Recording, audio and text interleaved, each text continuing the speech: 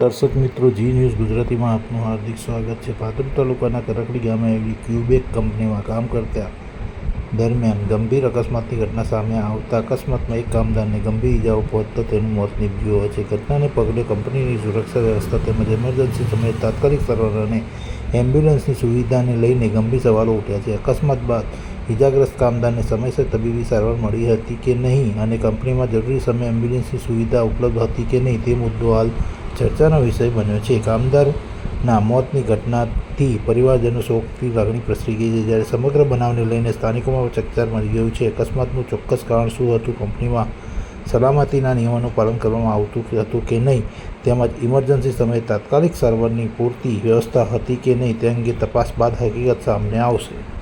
એમ્બ્યુલન્સની સુવિધાના અભાવે કામદારનું મોત થયું હોવાના સવાલો વચ્ચે હવે જવાબદારી કોની તે અંગે પણ ચર્ચા શરૂ થઈ છે। સમગ્ર મામલે સંબંધિત તંત્ર દ્વારા નિષ્પક્ષ તપાસ કરવામાં આવે અને અકસ્માત પાછળની હકીકત બહાર લાવવામાં આવે તેવી માંગ ઉઠી રહી છે।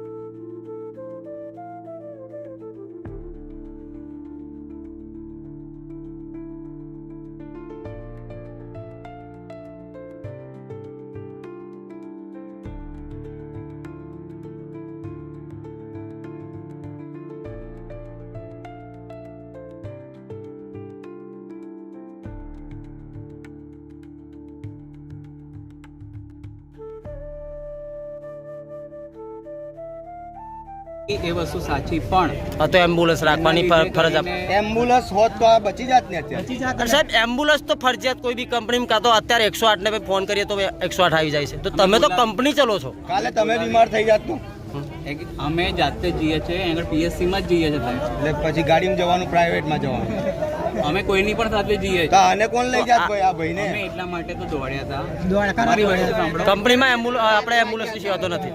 અમારા એમ્પ્લોયી આગળ આવી ગયા હતા, સિટિંગ અહીંયાથી પણ આવી ગઈ હતી, જે અમારા પેબલ છે। આજે પાદરા તાલુકાના કરકડી ગામે ક્યુબેક કંપની નામની કંપની આવી છે, તેમાં અરવિંદભાઈ પરમાર નામના ચિત્તોર ગામના વતની છે। તેઓ 5 વર્ષથી સતત ક્યુબેક કંપનીમાં સિક્યુરિટીની જવાબદારી આપતા હતા। તેઓ 7 વાગે નોકરીમાં એન્ટર થયા અને ત્યાર પછી અડધો કલાકમાં એમને ગભરામણ જેવું થયું, પણ વસ્તુ એવી બની છે કે કંપનીમાં એમનો જીવ બચી શકત, પણ એક એમ્બ્યુલન્સ નથી। અહીંથી અડધો કલાક દૂર જ છે પ્રમુખ હોસ્પિટલ। આજે હોસ્પિટલમાં ગયા હોત તો આજે પરિવારને આ દિવસ જોવાનો વારો ના આવત। આજે 7:30નો બનાવ બન્યો છે। 7:30થી સતત ફોન કર્યા છે કંપનીના મેનેજમેન્ટને, કંપનીના એમડીને પણ બસ એક જ જવાબ આવે છે કે તમે તમારું કામ કરી દો. શું કામ કરી દો? આજે માનવતા બતાવવાની હતી, બરાબર છે, માનવતા એમને નથી બતાવી. આ કચરાપેટી છે, હું સમજો છે, આ માણસ 5-5 વર્ષ એમને ભોગ આપ્યો છે આ કંપની માટે, અને ત્યાર પછી જો કંપનીનું મેનેજમેન્ટ કશી વાતને સમજે ના, તો અમારી એક જ માંગ છે કે જ્યાં સુધી મેનેજમેન્ટ એમના પરિવારની માંગ પૂરી ના કરે ત્યાં સુધી આ બોડીને અહીં નહીં રહેવા દેવાના છે. જો નહીં થાય તો અહીં નહીં અંતિમ સંસ્કાર કરીશું અરવિંદભાઈના. આ પહેલો બનાવ બનશે પાદરા તાલુકામાં. એટલે જ્યાં સુધી અરવિંદભાઈને ન્યાય નહીં મળે એના પરિવારને, ત્યાં સુધી અમે આ બોડીને અહીંથી હટાવવાના નથી. ક્યુબેક કંપની નામની કંપની છે અને આ ચોર કંપની છે એવું આ માનવામાં આવી રહ્યું છે.